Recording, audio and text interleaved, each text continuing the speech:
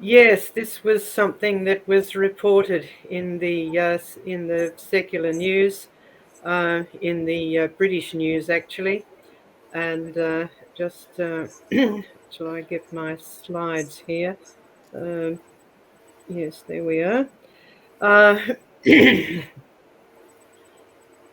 a question was asked in the one of the Church of England meetings that they're having of their synod, which is basically like their parliament for the church. And there are lay people, there are clergy, and there are bishops who meet together.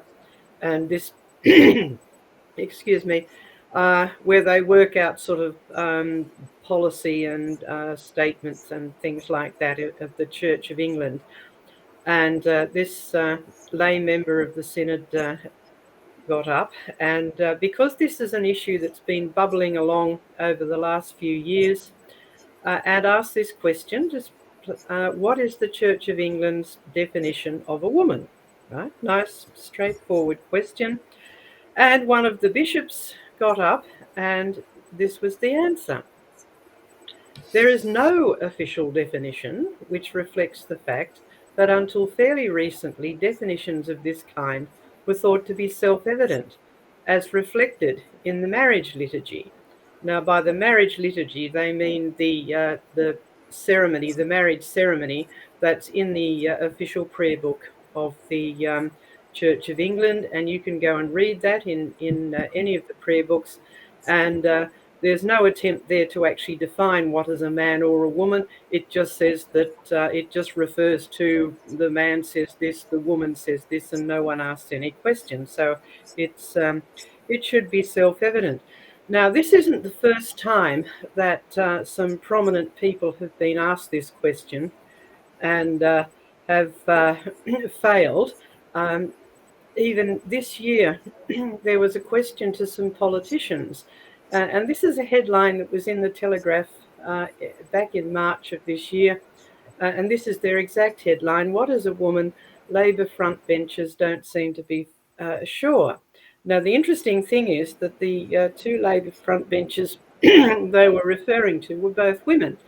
Uh, and if you go on and read this story, and it was reported in various other media as well, uh, and it's basically a story where two prominent female British politicians were unable to answer this question. And the irony is, it was in interviews for what is designated as International Women's Day, and one of them was on a BBC show called The Woman's Hour. Now, you couldn't make it up, could you? uh, really. Well, in fact, those bishops, or those church leaders rather, and these politicians should have gone to the Creation Research website, where we had an answer to that question. In fact, we wrote this back in 2020 because this issue has been bubbling along in the background for the last few years, and every now and again it gets some publicity, like these two instances. And this was the question: man or woman? Is there a real definition of a man and a woman in a world that wants fluid gender? Now, you can read the details of that question on our Ask site, which is Ask John Mackay. We'll put the link up for that later on at the end of my slideshow. But basically, we just went back to the common sense one that ordinary people have always known. So you can imagine a few people in the park, and one of them says to the other, what's that? A few years ago, no one would think that that was that was a serious issue. In fact, when we were writing the answer to that question, I couldn't help thinking of of an old Hollywood musical where there was a song that went, "Folks are dumb where I come from. They don't have any learning. Still, they're happy as can be doing what comes naturally." And one of the verses in that song is, "My tiny little brother who's never read a book knows one sex from the other. All he had to do was look." And if you read the question we have on the Ask side, we have a couple of instances of discussions, and in fact, that was the answer in one of the discussions that came up. It was self-evident. Now, why do we have this problem? Well, there are a couple of issues, and we won't go into the whole transgender issue. We could do a longer program on that, but there are a couple of issues which I think need to be brought up. One is the manipulation of language these days. We often read in the news reports and articles on this issue this statement that gender is assigned at birth. Now, I've did manage to see quite a few births originally when I was trained in medicine, and when the baby was born, no one sort of looked around and said, now, what sex are we going to assign this baby? It was self-evident. No one asked the mother, what sex would you like to assign your baby? It was obvious what sex it was. So we need to think of when is sex actually determined, or when is gender actually determined? And we need to go even behind that. What is it that actually determines gender? Because that will answer that question. Is sex assigned at birth? Well, it all goes back to chromosomes, a little bit of basic biology.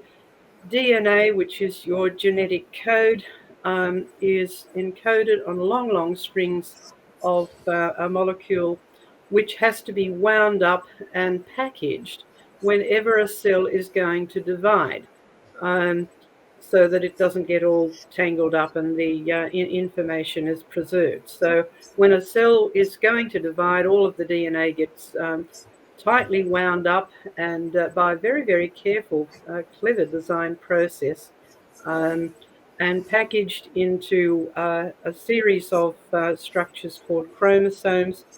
And it is in the chromosomes that we can tell just what an individual cell, what sex an individual cell is. You don't have to go to a whole body. Now, here are some chromosomes from a woman, and you can see there are 46 altogether, and there are 2 that determine what sex you are. They're right down the bottom on the right-hand side there, and they're called X, whereas all of the others are simply given numbers. So if you add that all up, you've got 46 altogether, and you have 2 that are the same, and they're both called X. So if you want to write that in shorthand to define a female, it's called 46XX. Now, for a, hang on, let me just move on to the next slide here. Yes, there we go. For a male, they have the same number, but if you look down the bottom of the right-hand picture there, you've got 46 altogether, but there are 2 chromosomes that are unequal size, and they're called X and Y. So if you're going to summarize the chromosomes of a male, it's usually written as 46XY. Now, when it comes to producing the next generation, we have to go through a bit of a process where from the mother, you start off with 46 with 2 X's, and that has to be split into 2 in order to give half of those chromosomes to the next generation. So you need to split it into 23 altogether and make sure you have one of those sex chromosomes. So if for a woman, right, the 2 X's are separated, so the cells in a female ovum, a female egg, have 23 chromosomes, including an X. Now, from the father, if you split that into 2 in order to make male sperm, which one of which will go to the next generation, the X and the Y get separated out, so that sperm or male cells can come in either 23 plus an X, or 23 including an X rather, or 23 including a Y. Now, in order to get the next generation, So if the next generation is going to produce a female, from the mother we have 23X, and from the father you have to have the cell that has the X in it, and you combine those together and you have a daughter. So again, we're back to 46XX. So, and the daughter will grow up and become a woman. All very self-evident, never a problem up until the last few years. And so new life begins with you already being determined to be a male or a female, when all you consist of, and everyone starts out life like this, right? One large round cell with the components from a female ovum and a male sperm. So you are male and female before you even have a body. When you are just one cell, because all of the cells in your body are derived from this, and that means that later on in life, if you want to manipulate the body, you're not going to change whether it's male or female. And you need to keep that in mind with the current climate of transgender. Um, So, in fact, what is really happening is that gender is not assigned at birth, it's recognized at birth. It's the end process, which started off with that one cell, which then developed according to the genetic potential that was in it. And of course, these days, gender can be recognized even before birth, because we have all of these scans and various prenatal tests. So it's not assigned, it's just recognizing what was already there right from the very beginning. And we need to consider, well, why is this happening? Why are we having these debates? I mean, bishops and MPs, in spite of all of the scorn that gets poured on them, are not dumb and not lacking in knowledge. But they do have a problem, and the problem is, who is their authority? So whose authority are they submitting to? Why are they running away from what an obvious question is? Now, are they submitting to the views of political activists, or particularly for the church authorities, we need to challenge them? Are they submitting to the Creator's word? Because the origin of gender goes all the way back to the beginning, when God said, let us make mankind in our image, in our likeness.